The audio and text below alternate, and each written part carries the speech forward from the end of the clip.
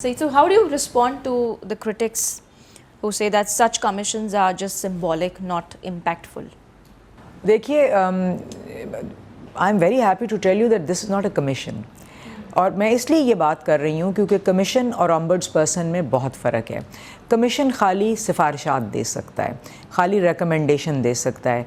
Ombuds person के पास, मेरे पास powers of execution है, यानी कि अगर हमारा ऑर्डर जाता है तो उस पर अमल दरामद लाजमी है. ये एक कानूनी फ़र्ज़ है कि अमल दरामद किया जाए.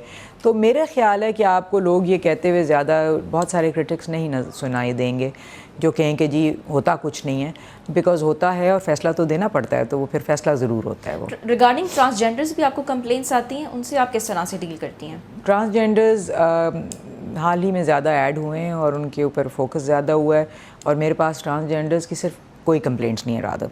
और वो इसलिए नहीं है कि ट्रांसजेंडर कम्युनिटी इतनी पैसिव है कि उनको अपने हक़ का एक तो पता नहीं है, और वो पुलिस के पास भी जाते हैं तो उन्हीं को मारा जाता है, आगे से तशद्दुद का भी निशाना बनाया जाता है.